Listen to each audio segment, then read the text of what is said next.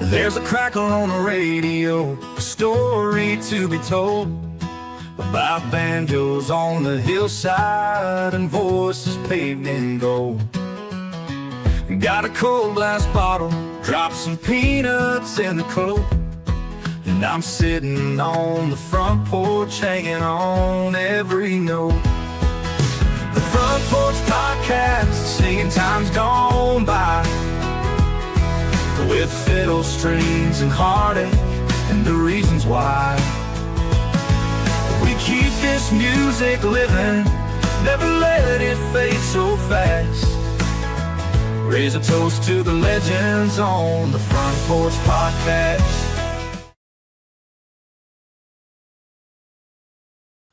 Well, good afternoon, everybody. Good evening to you, possibly good morning to you, depending on where you're tuning in from. This is your old pal, Kevin. This is the Country Music Time Machine, and this is the Front Porch Podcast. Just so happy to have you along here on this cool Tennessee afternoon, 5 o'clock right now in Tennessee. And yeah, it's about 20 degrees cooler right now than it was last week when I was on this porch.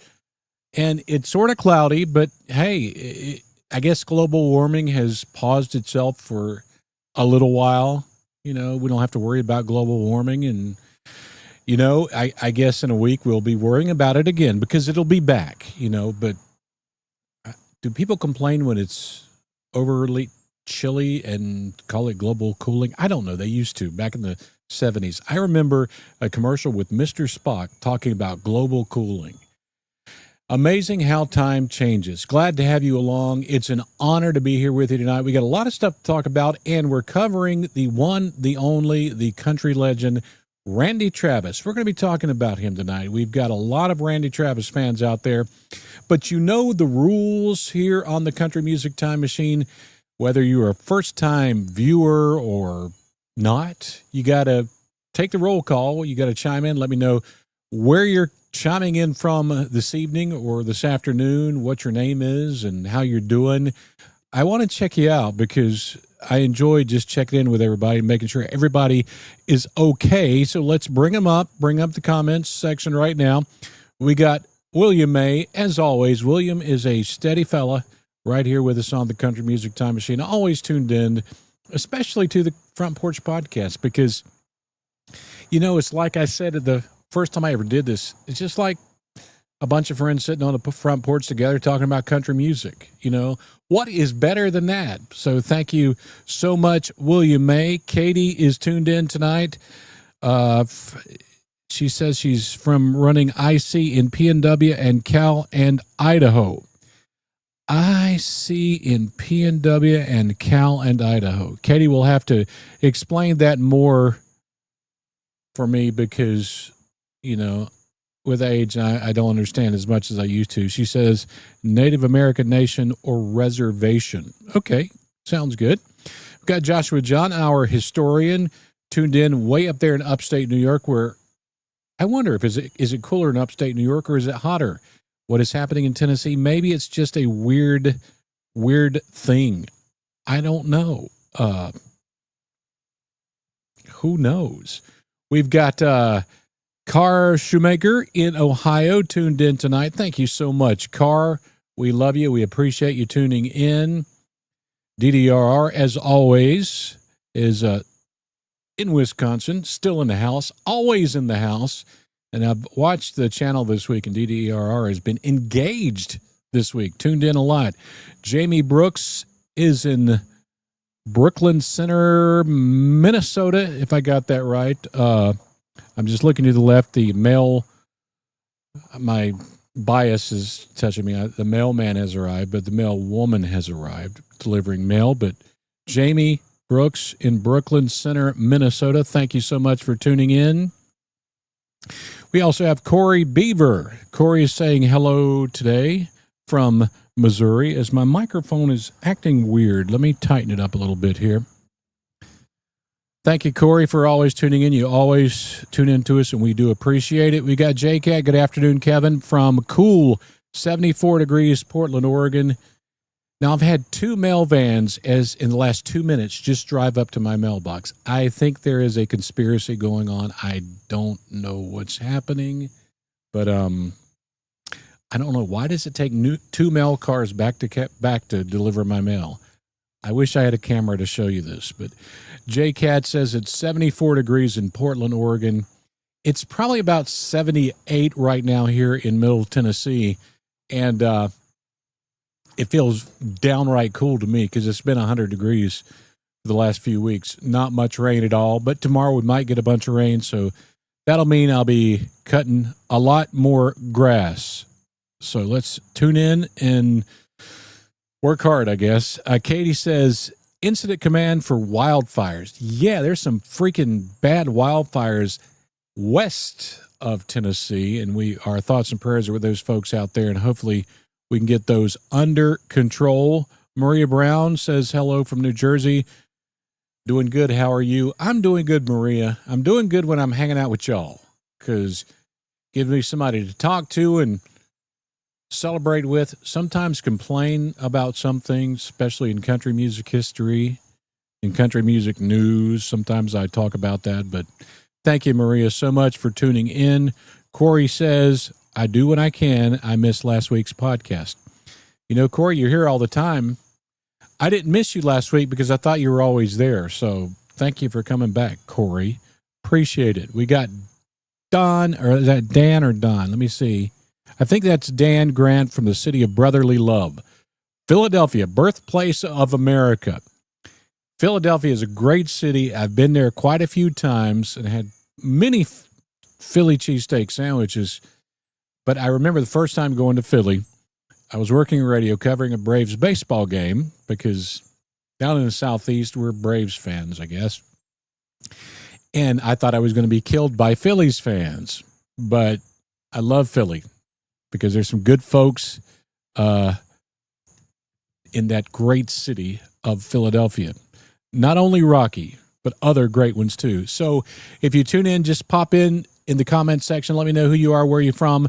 Love to pop you up on the screen because I appreciate you. Without you guys, this place would not even be here. So, you know, thank you so much. Let's go ahead and crank up the Country Music Time Machine Front Porch Podcast news update for this August 2nd, 2025. Can you believe it's August 2nd already? My 15-year-old Alexa turned 15 yesterday. She starts school on Monday. It's going to be cooling off. I'll still be working outside because I can work when it's cold. I lived in Russia and Ukraine for 6 years, so, you know, cold weather doesn't bother me at all. So I'm excited about it. A shout out to the crew members of the week from the Country Music Time Machine. And some of these folks are regulars. We got Ann M.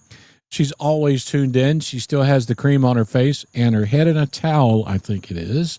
Bill Lowry, Nicole Jewell, always tuned in, very smart. Nicole keeps me updated on a lot of historical information that I don't even know. She's also good at choosing weird lyrics that nobody knows what the song title is. Nicole is great at that. And we've got Brett Westcott. Thank you, Brett, for tuning in. I guess Brett works for the president. He's got the presidential seal there on his thing. So, Brett, if you work for the president, say howdy to President Trump and tell him to hurry up to get those Coke and peanuts here. I've got my Coke and peanut right here, but this, unlike what J-Cat drinks, because J-Cat apparently is richer than I am.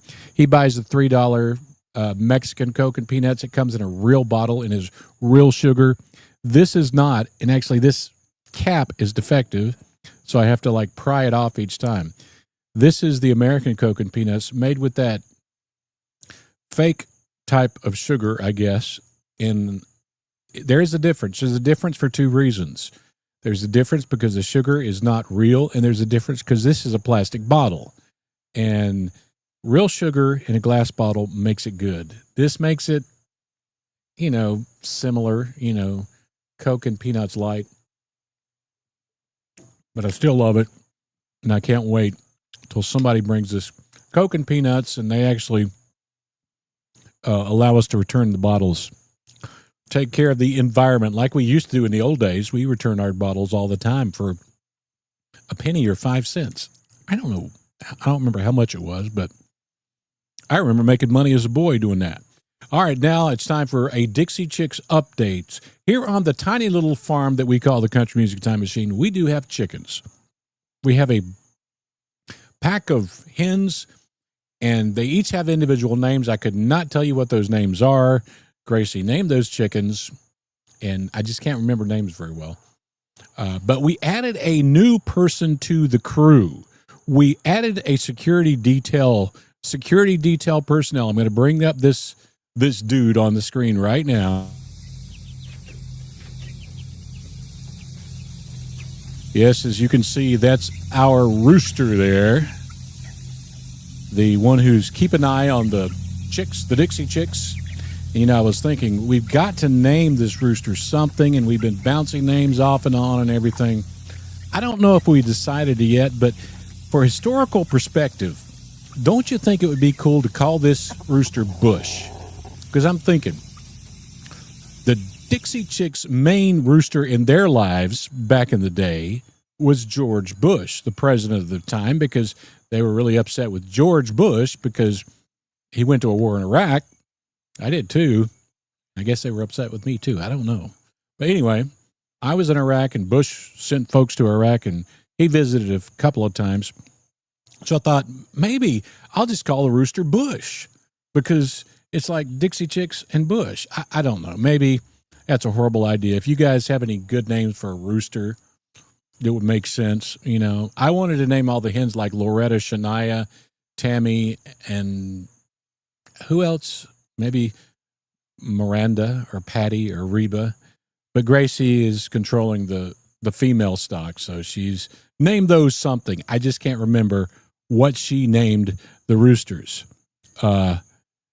Katie says, Bush is awesome. I wonder if she means Bush as a president was awesome or Bush as a name of a rooster is awesome, because he is sort of bushy, and he does, honestly, he does a real good job at security. He gets pissed off in the morning if you take him and the chicks out of the coop first without him running a detail around the perimeter to make sure there's no predators. So he's really serious about his job.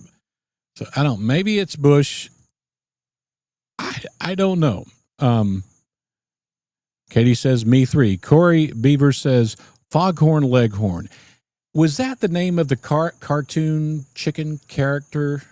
Because I was trying to remember that name. Well, I used to watch with like Bugs Bunny and the Roadrunner. I can't remember.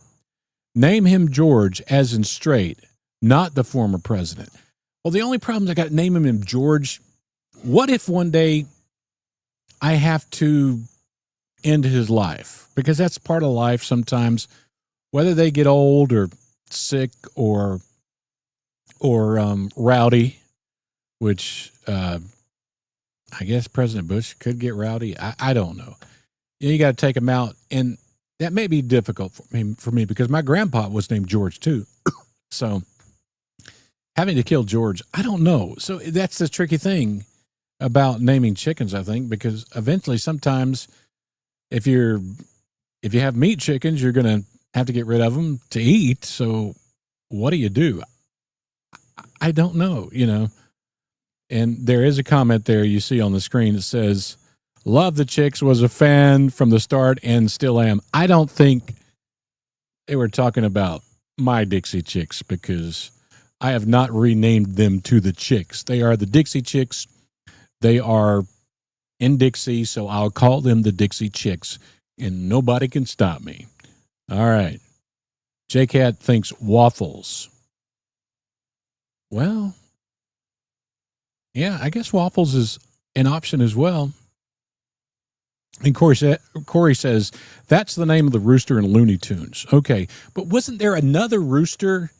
Is it the same rooster who had a southern accent and was cocky and everything?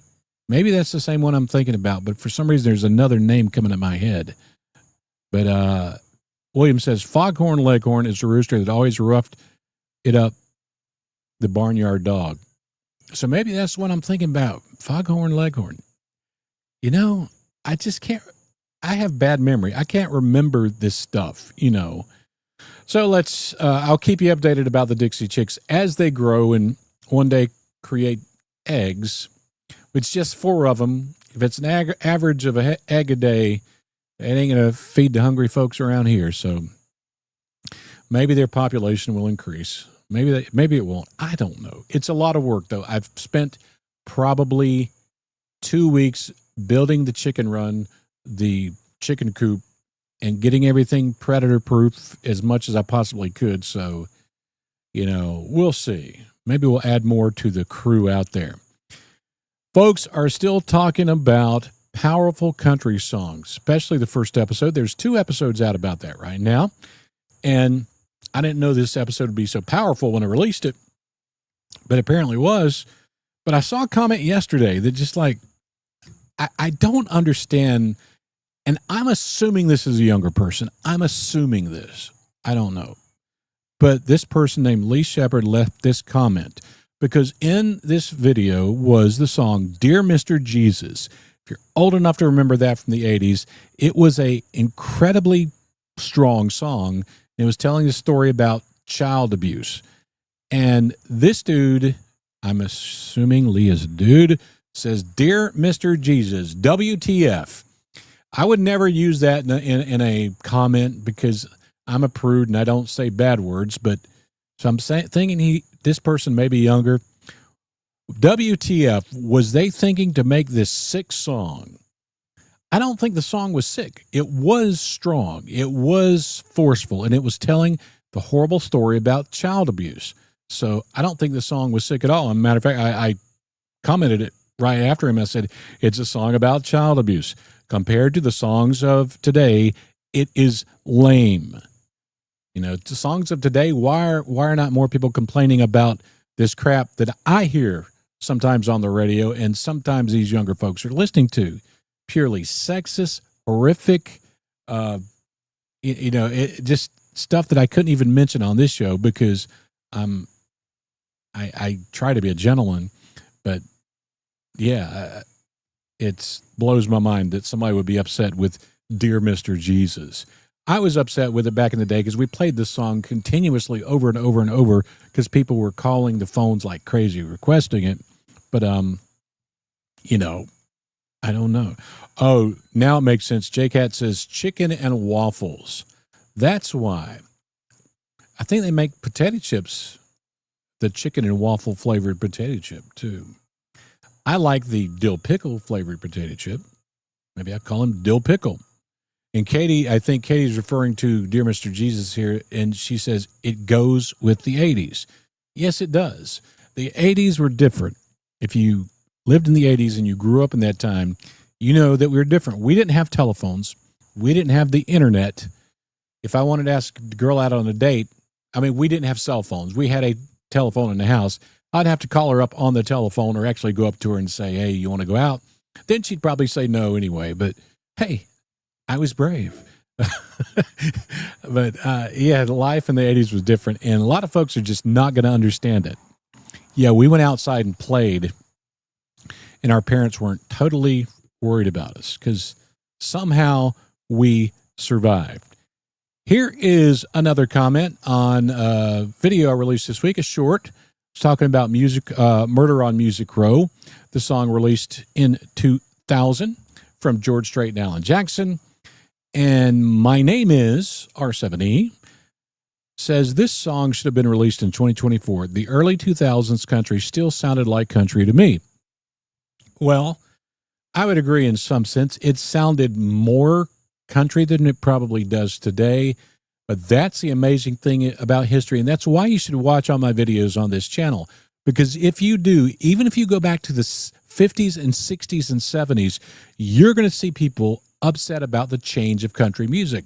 From the 50s and early 60s Nashville polished sound to the urban cowboy sound to the John Denver not really country sound. Some folks thought that. I think it's always been that way, but think about it. Murder on Music Row was released, 25 years ago, and it's still incredibly relevant today. And George Jones was singing Who's Gonna Fill Their Shoes in the 80s. So some of that stuff never is not relevant, so just think about that. Another comment, and let me go back, not yet, Steve Harvey. I'm trying to hit a button so I can see it bigger on my screen down here because my eyes are not good. I released this short probably a few months ago. I can't remember when it was. And it was asking the question, is the Dukes of Hazzard racist? John Schneider is in this video explaining why he says the Dukes of Hazzard TV show was not racist. Well, somebody named Keep It Real 2233 chimed in and says he hated the show with all his might. You would have to be black in America to understand. Hundreds of thousands of people died in that war, which was fought so people could own people. And he makes a good point. He really does. There's no doubt that that was part of the reason there was a civil war. The tough thing for me to understand is this. The show itself was in no way racist, or did it have racist undertone? The one thing that was considered racist by some people about the show was the flag on top of the Dodge Charger General Lee. Even General Lee, if you read history and study history, he said before he took that oath and joined the Confederacy, he said, I can't raise arms against my own family in Virginia. After the Civil War was over and Lee surrendered, he spoke many times about the need to heal and go on as one country.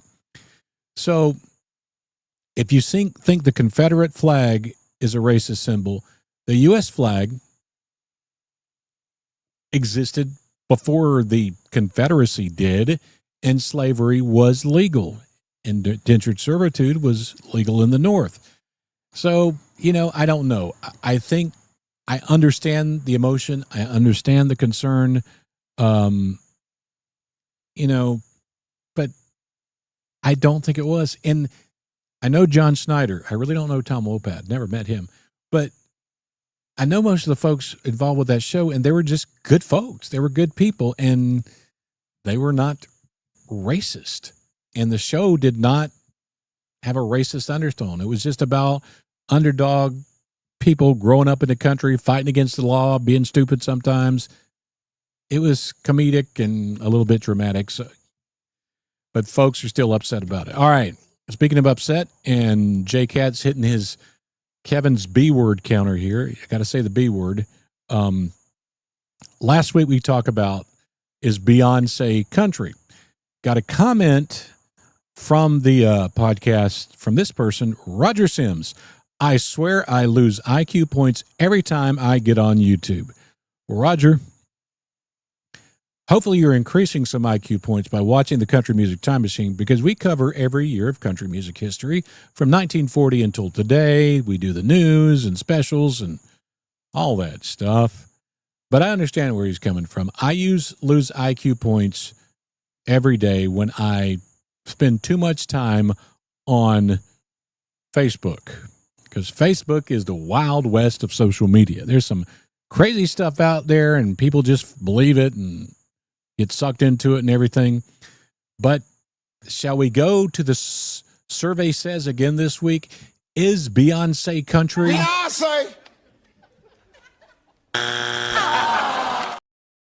I guess Beyonce still is not country, but I am not giving up hope that one day she will get a steel guitar and a banjo or just a freaking acoustic guitar and sing a traditional country song. She can do it. So far, she has chosen not to do it. Now, tomorrow, please join me right here on this fine channel as we kick off something called, hopefully a series, if you folks want it, some of the greatest truck songs in country music history. Strange thing about this, I actually recorded part of this episode months ago. But craziness of moving and leaving my job with Uncle Sam and coming from overseas to Tennessee and getting the house ready and my mom situated and everything, I didn't get to release it, even though I enjoyed making it. That's coming out tomorrow. So if you like truck songs, and there's a lot of them in country music history. And Restaurant Serpentine says, songs about trucks. Joe Diffie, Pickup Man. Colin Ray's Little Red Rodeo, not really a truck. Red Akins, That Ain't My Truck. Well, I think Restaurant is hitting a few of those already, but there's more on that video. I hope you like it. And just realize, anytime I play music, I make zero money. So when I do music type videos, it's out of love and just the enjoyment of country music history and playing some of those songs that touched us. And this time we're going to be talking about trucks, because you can't talk about country music without talking about trucks, because trucks are cool. It's a part of our lifestyle. I have a little truck, a 2024 Ford Maverick. My last truck was a 1999 Ford Ranger. I couldn't have one overseas.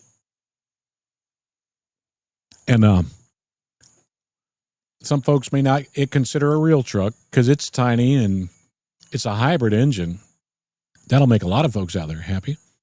So it gets about 40, 50 miles a gallon. That is cool about my truck. Doesn't haul a whole lot, but it does all I needed to do. So maybe one day I'll write a country song about a Ford Maverick. Plenty of Ford and Chevy songs out there and 18-wheeler songs. You're going to hear some of those. Some great artists featured on that episode. So tomorrow afternoon, after you have Sunday lunch, if you're in the States, or I guess dinner if you're in England, or breakfast if you're in Australia, tune into the Country Music Time Machine and watch all those great truck songs in country music history. All right, another comment here, and this one's coming from a video I did a couple of weeks ago about jobs that country stars had before they got famous, and I talked about Reba McEntire's job. And Reba, one of her first jobs, helping her dad, was it turn a steer into a bull or a bull into a steer? I never get it right. I lived on a farm most of my young adulthood, my young life, and we never had cows, so we only had pigs and chickens and tobacco and garden stuff. But I don't remember. But anyway, she was responsible for removing those vital organs that made them bulls, I guess. Well, somebody commented, Bob Halstead says, I love them. Great for breakfast, lunch, dinner, mountain oysters, cows, goats, pigs, sheep, donkeys, horses, mules, all mighty fine eating. I don't know, man. I like the pigs. I probably could eat a goat. I don't know if I could eat a donkey. I can't eat a horse or a mule. So I don't know. I guess what is it they call it? The SHTF happened. I'm not going to say it out loud. We'd probably eat whatever we needed to eat to stay alive. But that was an amazing comment about Reba McEntire's former job. Now, here's my special segment about crap on social media. I tune over to Facebook. It doesn't take but seconds to find crap on social media. And here is some of the crap on social media. Now, this was actually a video. I tried to download it. This video is created by AI. Here you see Gwen Stefani and Blake Shelton, the Country Sound Waves page or channel, probably run by someone who doesn't even know what country music is. Very sad news 12 minutes ago in Oklahoma, USA. Okay, now I know where you're from. At 54, Gwen Stefani broke down in tears as she shared an urgent message with her followers that Blake ... see more. And, of course, at least 11.3 thousand suckers fell for this. You see a thumbs up there. Comments, over 3.6 thousand were sucker enough to comment about it. And it was forwarded or shared 206 times. Now, as we know, I don't think Blake Shelton is pregnant. He does seem to be holding his belly there. I don't think Blake Shelton is pregnant, you know. It's a crazy world. Some people think that could happen, but I don't think Blake Shelton can get pregnant. And it's all fake, but people are still falling for it. What is happening in Blake Shelton's real life? If you never met him, he's a down-to-earth, cool dude. Blake Shelton, Gwen Stefani spotted on the Maine coast. I don't think they were in a hospital on the Maine coast with Blake's pregnancy. Why Blake was surprised with calamari at 8 a.m. Hope you're hungry, buddy. So, yeah, Blake Shelton is fine and dandy. Now, what is not fine and dandy is some of the news that come out this week. You know, for those of us that love country music history, and especially traditional country music, you know, it just doesn't get any easier for us because more and more of the legends leave us. And we have to talk about this news, and we don't like to talk about it, but it's part of what we do on Country Music Time Machine. We can't avoid it. And Grand Ole Opry icon Jeannie Seely dies at 85 in Nashville. Jeannie, an amazing woman, I don't know how to explain this, such an integral part, especially of the Grand Ole Opry in the last, oh my gosh, 50, 60 years, that, you know, and just such a sweet woman. I never had a chance to associate with her much, but I have so many friends who all they have talk about is how wonderful Jeannie Seely was. So yes, we're going to miss Jeannie Seely like crazy. Here's another one. I didn't know about this one. I do not spend my day on social media or watching the news. I spend my day on Country Music Time Machine looking at comments, but Joshua Johns let me know about this one, and this is a sad one, especially if you're a fan of my series called Crazy Country Songs, because I always featured Pinkard and Bowden. Sandy Pinkard, country music's Weird Al, has passed away. And yes, and I mentioned this before, there probably couldn't be a Pinkard and Bowden today. There probably couldn't be a Ray Stevens today because people are too sensitive. They're in some ways, when they hear anything that just upsets them, they run to their room and cry. So can you have a comedic talent sell a lot of records today? I don't know if you could because people are too upset. But Pinkard and Bowden did that. Sandy Pinkard sure as heck did it. And he wasn't just a comedic country music singer. He also helped write Coca-Cola Cowboy, You're the Reason God Made Oklahoma, Anne Murray's Blessed Are the Believers, Vern Goslin's I Can See the Way You Dance. I mean, he was just a super talented folks. But we're losing him, folks. We're losing him. And I've said to you many, many times, if you have the opportunity to see some of your country music legends and they're still performing, do not hesitate to do that. I made the mistake, and I never saw George Jones live singing. I never saw other country legends like Waylon Jennings in concert. I did meet a bunch of other ones. I'm glad I did. But one day you'll say, man, it would have been so cool if I could have saw that legend before they passed. So you should do it because it's an important part of life. And JCat is bringing up a good stat here about Jeannie Seely. Most Grand Opry appearances, 5,397. Yes, if you went to the Grand Ole Opry in the past 40, 50 years, Jeannie Seely was probably there. And Corey Beaver says, my first truck was a 92 Ford Ranger that I got about a month before my high school graduation. My first truck was a 99 Ford Ranger. My first vehicle was a 1982 Honda 354 motorcycle. That's the first vehicle I had. My first car was a 1973 Honda 354 cylinder. My first car was an 81 Toyota Tercel. So, yeah, I remember that stuff. Amazing stuff. But the sadness continues. We mourn more country greats. And a lot of folks who don't know a lot of country music may not be familiar with Flaco Jimenez.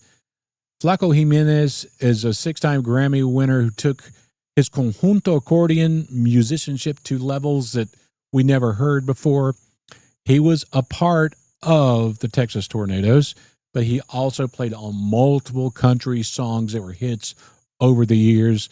But it wasn't just country. It was the Rolling Stones, Bob Dylan, Dwight Yoakam, Carlos Santana, Los Lobos, Joe Ely, Willie Nelson, Linda Ronstadt.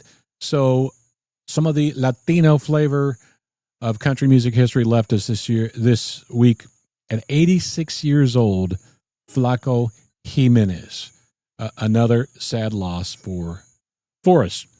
All right, I think in a video I did earlier this week, I talked about Garth Brooks' first retirement announcement in 2000. Well, I think this retirement announcement is probably real.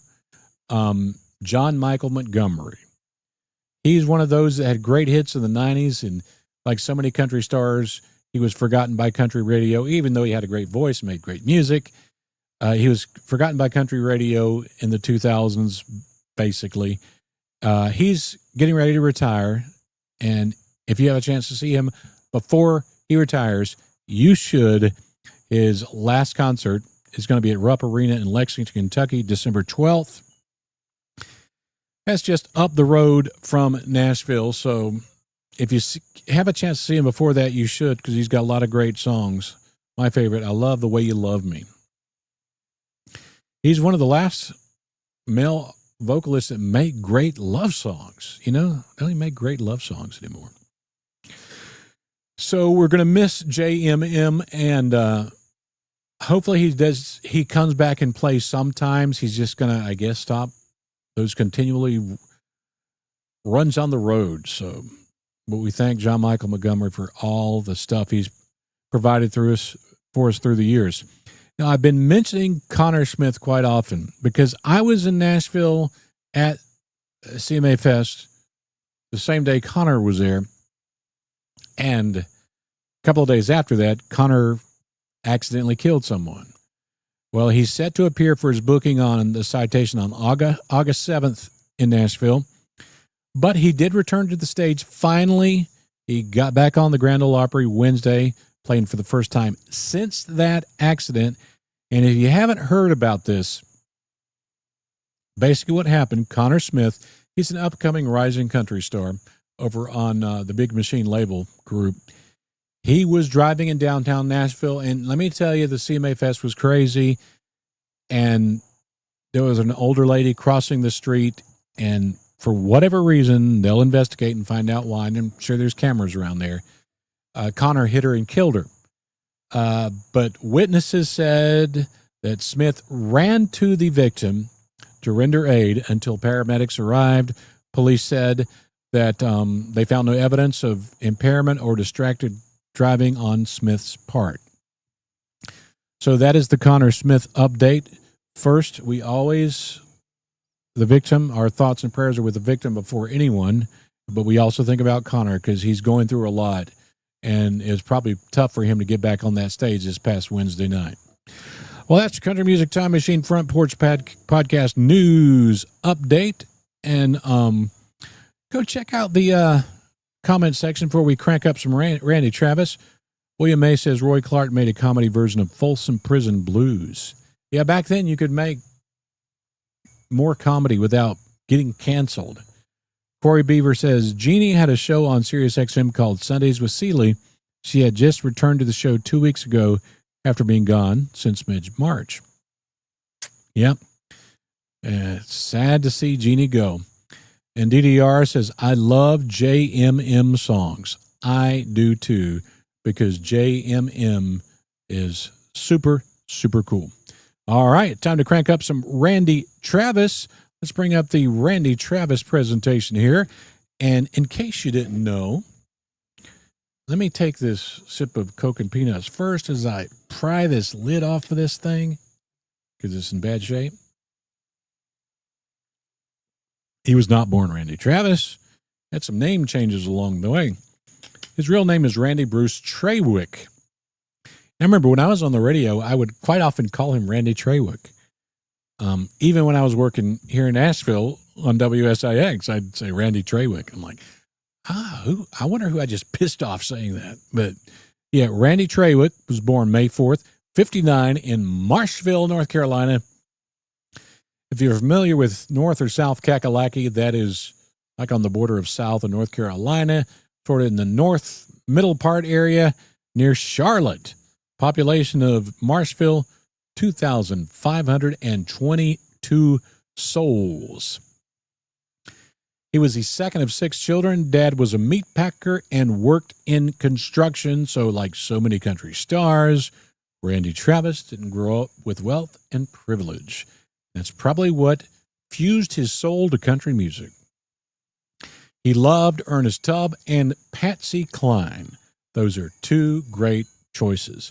And whenever I see young pictures of Randy Travis, he looks like my cousin Jay. Yeah, I have a cousin named Jay, and he looks like Randy Travis, at least when he was young anyway. All right. He learned to play guitar at 8, first performed in 1968, the year of my birth, in a talent show at an elementary school, but I don't think he won that talent show. But Randy has always been surrounded by trouble. Randy is like one of the many country legends that had issues one way or the other with booze or alcohol or crime. And old Randy dropped out of school in 9th grade. He got charged with reckless driving after he crashed a car in a cornfield, breaking into a church to hold a party, driving under the influence, resisting arrest, stealing knives and watches from a local store. On his 17th birthday, he was arrested for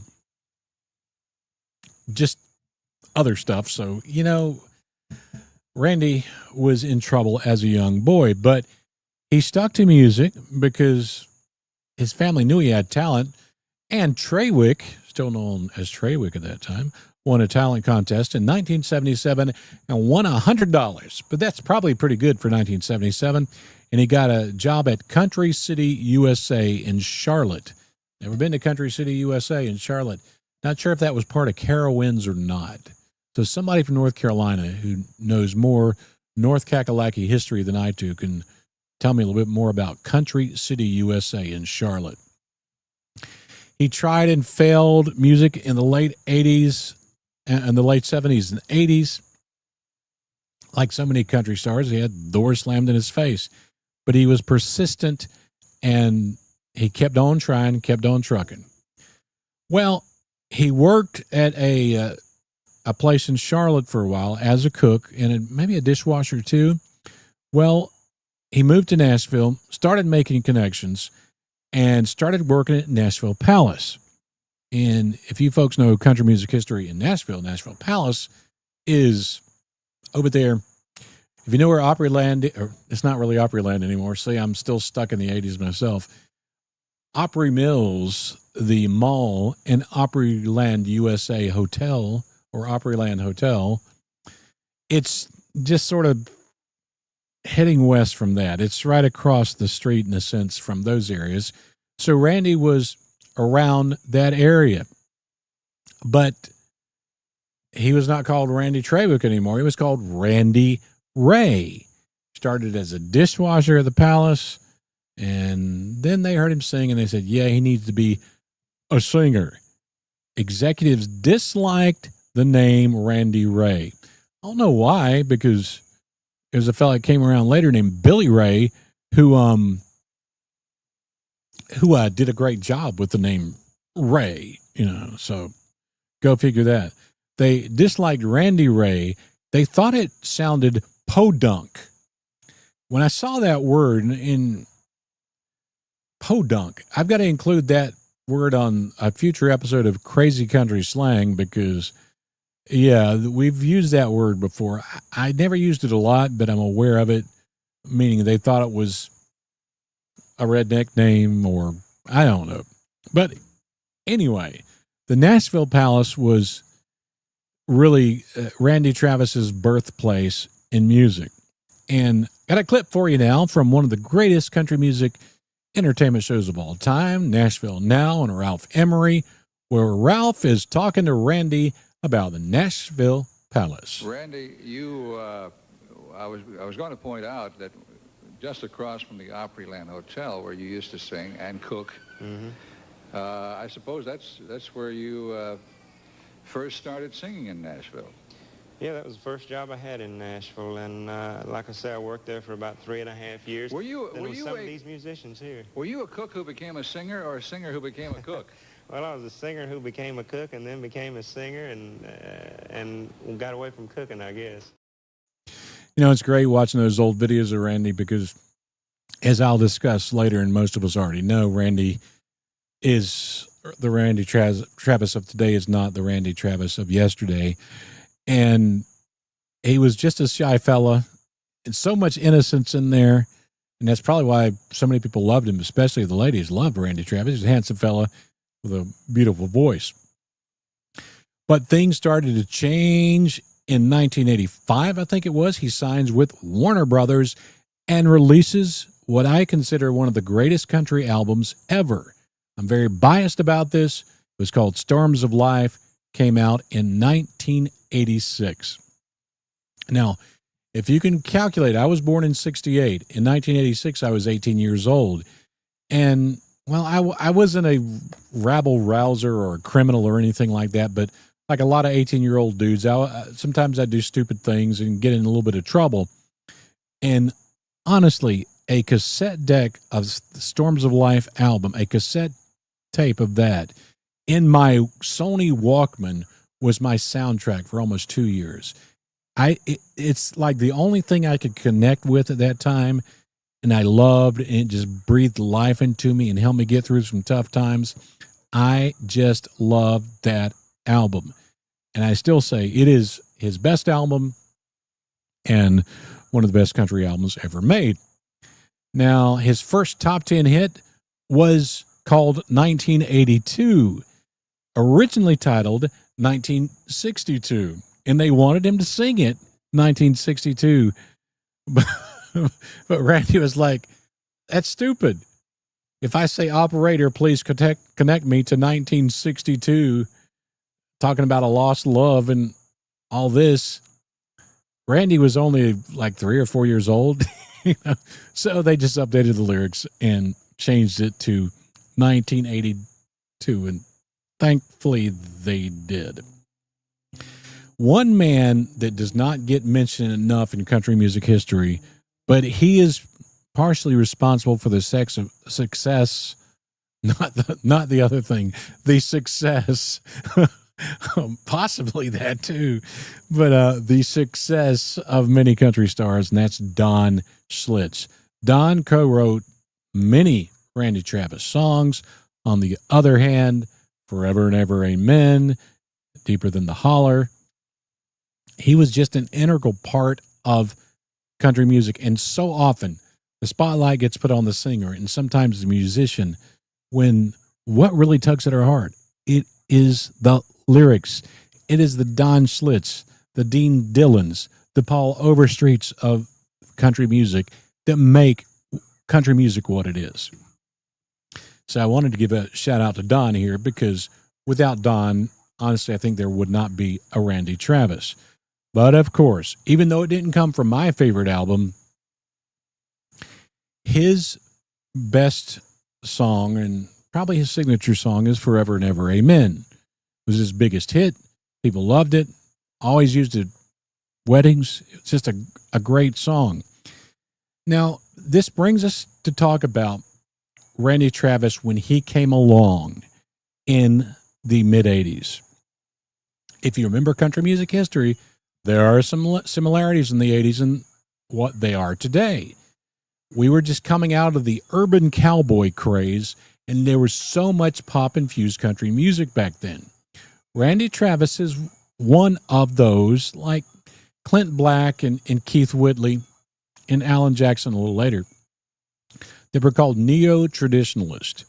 They brought back traditional country-sounding country music to the radio, much like Zach Top, Ella Langley, and others are doing nowadays. So in some ways, Randy Travis and people like him, and you could say George Strait, because George Strait sort of bridged the whole gap there. They kept it country when it could have just got lost in a quagmire of pop-infused country. But they kept it alive because, yes, while country music does get infused with pop sounds, it's part of history. It always has been. And some of it is great. You must never forget what made country music, and that is the more traditional, laid-back country sound. Randy Travis did that, and he proved with that voice and that handsome fella, he could sell a lot of records, and people wanted to listen to him. Now, I guess the question comes up is, was Randy Travis ahead of his time at that moment in history? Now I was searching the internet, trying to find a good interview with Randy where he actually talks about this, and I found it from a strange place. If you remember in the early 90s, there was a talk show called the Arsenio Hall Show. I thought it was really funny. It didn't last very long that I remember, but it was funny, and he had great guests on there, and he had Randy Travis on the Arsenio Hall Show. I found this clip where where Arsenio's asking, Randy, you're just ahead of your time. You've moved mountains. Let's take a listen. This is a hard question for you to answer, but were you ahead of your time with the kind of country music you were doing? I don't know about that. I think there have always been those people out there who wanted to hear it. It just seems like most country artists there for a long time got to the point that they were trying to cut crossover music, and go for the wider audience, the pop audience, as well as the country audience, and it just didn't work. There were a few people that had some great success, like Kenny Rogers, but most weren't. Yeah. And I just happened to come along after some labels started signing new people, and doing just basic country music, and got signed because of it after being turned down for so long because of it. Actually, I've been lucky. It's been a big surprise when I got in this business. People ask a lot, did you get discouraged and think about quitting? But I never did. I always thought I could make a living, but that was about it. It's been a big surprise, all the things that have come along, the success that we have. The key to that interview is one thing he said, basic country music. And what he's saying right at that moment, I think that was from the early 90s during that interview, is the exact same as it is in country music today. The same type of thing is happening.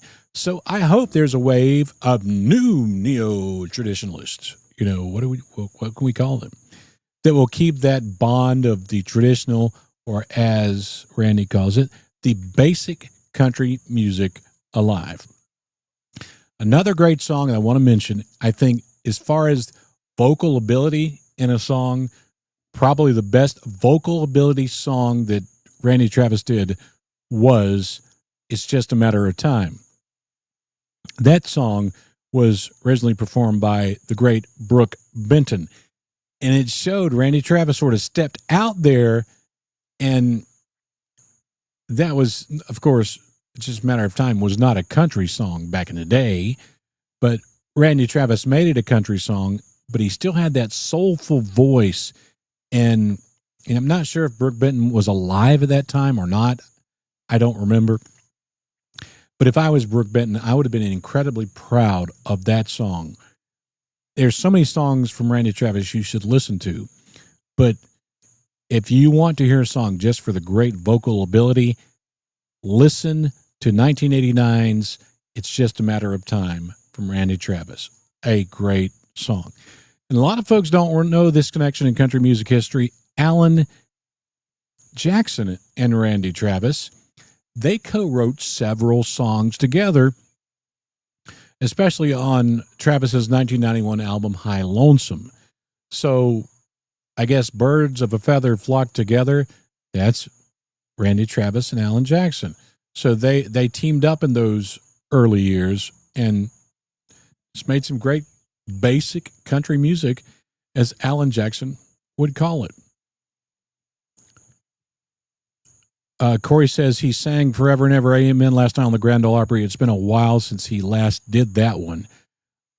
I'm curious, Corey. You've got to answer this question, man. Let me put this on the screen. I'm reading it, but I want to put this on the screen because this is going to clue into something I'm getting ready to talk about. Corey, you said he sang Forever and Ever Amen last night on the Grand Ole Opry. I didn't watch it last night, so I don't know. It's been a while since he last did that one. Corey, was he really singing it? Did he sing all the words, or was he assisted in any way? Corey, let me know about that. I want to see the comment up there because I'm curious as to your reaction. I wish this was a radio show where I could just pot you guys up, or that's what the word in radio is, where I could just click a button and you guys could be right here with me. But YouTube doesn't work that way, probably because of too many lawyers. All right. He had many hits in the early to mid 90s. We were loving some Randy Travis, and he also loved to act. He was in a lot of different things at that time. I think he was a decent actor, and who would not want Randy Travis on their show or movie? I love this clip. This is Randy Travis with Andy Griffith. Randy Travis with Andy Griffith on the show Matlock. I haven't seen this clip. You should watch it because this is the prime time Randy Travis. Yeah. I thought you said you knew how to paint. No, I said I'd done some painting, barns and outhouses and stuff like that. Oh, barns and outhouses and stuff like that. Yeah. Where'd you get that guitar? Well, I bought this off a fella who was, let's say, in a hurry to catch a train, and I gave him $1 for it. $1? Yeah, well, he was in a hurry, and $1's all I had. $1? Yeah, it didn't look like much then, but I tightened up the loose joints and I scraped all the crack finish and garbage off of it, and then I sanded it, just like I've been doing to that window up there. Oh, man. I love me some Randy Travis and I love me some Andy Griffith. When you put those two together, it's like two legends. So I just wanted to show you that great clip. Go back to the comment section. Let me see if Corey says I was referring to Don Schlitz. Sorry I left that important detail out. Well, the thing about it is, and I'm going to talk about this in a minute, I didn't know if actually Randy Travis was sitting in a chair and someone else was singing and he was lip singing it. We're going to get into that in just a second, Corey, but thank you for clarifying that. And yeah, Don Schlitz is great. Randy Travis's last number one hit is probably in many ways to a lot of people more liked than Forever and Ever Amen as being their favorite Randy Travis song. 3 Wooden Crosses. It went to number one in 2002. An amazing song. And shortly thereafter and during that time, Randy started performing more gospel stuff, recording more gospel music. And here's the thing about it. Just because, and this is the tough thing, I remember when I worked in radio, we would have gospel acts come in. It was small town radio when I was young. We'd have gospel acts coming into the radio studio and sometimes perform live. And there were a lot of great ones that were really following the Lord and blessed. And there were some that were following the dollar, pretending to follow the Lord and sing gospel music. Well, I think it's interesting historically what happens to Randy Travis in the coming years after 2002. Because by 2010, Randy Travis was back to some bad ways. He lost his way, and honestly, like has happened to some country stars, he could have lost his life. They were bad for Randy, multiple charges for DWI through the years. And I have a episode on the Country Music Time Machine called the Top 10 Bad Boys of Country Music History. And Randy Travis is in that top 10. I think he's number 6, I believe. But he was just in trouble all the time, especially in the early 2010s. Multiple charges, mainly with DWI or DUI, depending on what state you're in, and getting in a lot of trouble with the law. And you got to realize that it was also around 2010, 2012, and the early 2010s is when the use of video by police officers and the ability for them to save that video, not just on a tape or a reel, but upload it to or burn it to a hard drive or upload it to the internet, that when these things start to happen, if you go out and break the law now, you're probably going to be on a camera somewhere. And I think Randy Travis was really among the first ones for this to become big news when this happened to Randy Travis. He got drunk, he got stupid, and he got in a police car, and the video was rolling. And I'm going to play a part of that right now. This is the arrest of Randy Travis and the police officer's reaction. Prepared you for something. The naked man sitting on the back of the fire truck. Randy Travis. In 2012, Travis was arrested in Grayson County, Texas, after deputies say he was found lying naked on the road. He was drunk and had wrecked his car. He was charged with driving while intoxicated, a retaliation charge after he made threats to shoot and kill the troopers working the case. Randy later apologized. Yeah, that's rough stuff. And very when this happened, I was actually at that time I was stationed in Ukraine. And I just got to Ukraine. I was doing a tour in Ukraine for Uncle Sam. And I saw that and I was just sad because I thought that he was making great gospel music and everything was going fine with Randy, but his personal demons were coming back to him. And you see that in that infamous police video. But soon thereafter, Randy's life changes forever with his 2013 stroke. From that moment, Randy was never the same again. And it's very sad. He is lucky he actually lived and has made it this far. And he's probably got a lot of people to thank for that, not only great doctors and people who care for him, but it's amazing that he has made it this far. And possibly one reason he has survived is in 2015, he married Mary Davis. And I always like to mention, especially the wives or the husbands of country stars that support them through tough times. Can you imagine how tough it is for Mary Davis? Well, Mary's been at Randy's side ever since. Now, here is where it gets controversial. And this is where people will like it or not like it.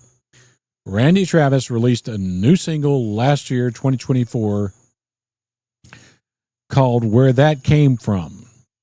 But is it really Randy Travis's voice or is it artificial intelligence?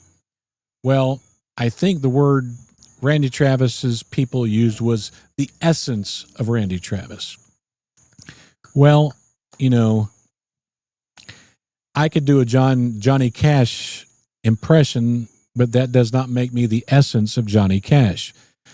And I have to give you this background. While my first career was in radio, I went to college. My degree is in computer science. I studied computer coding and cybersecurity for a long time. And that was my job. I was a U.S. diplomat, and that was my job overseas for 24 years.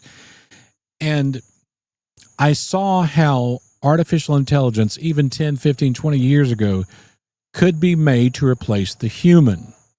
In this case, it, in a sense, some people agree, some people will disagree, it has replaced Randy Travis. The song, I think it made it to the top 30, I think it was, and it's a great sounding song. It's not probably going to make it to number one, even if Randy Travis was singing it, because it's harder for traditional, or as Randy calls it, basic country music stars, artists to get hits nowadays. But I just don't like it. I'm sorry. I think we have lots of great Randy Travis songs in history already. I do not like the fact that artificial intelligence is replacing humans in anything, especially in the arts, whether that be acting or voiceover work or singing country songs or singing pop songs or artificially affecting the voice. I just don't agree with it. We have humans that can still make great country music. And they make great country music because maybe they have a great voice, but they have a great story. They've lived a life. They've lived the hardships, or they've lived the love. We need that. We don't need artificial intelligence. So, but some people will disagree with me about that. I love you guys if you disagree with me about that anyway. And half of Randy Travis's fans would say one thing or the other. Either way, I love Randy Travis, and I will listen to the great stuff he released in all those years before AI got involved. So what is the legacy of Randy Travis? Well, he was inducted into the Country Music Hall of Fame in 2016. And, you know, Randy Travis is a legend. He's an icon. And he came around at an important time in country music history. He was part of those like Alan Jackson and George Strait and others that kept it country when it was getting very far away from country music. He won plenty of awards, Grammy Awards 7, CMA Awards 6, American Music Awards 10, ACM's 11. So yeah, he was ruling the award show circuit, and one of the best-selling country artists of all time, more than 25 million albums sold, charted 50 singles on the Billboard charts, including 16 number one hits. If you were alive and you loved country music in the mid-'80s up till 2002 and you listened to Randy Travis, you got great stuff.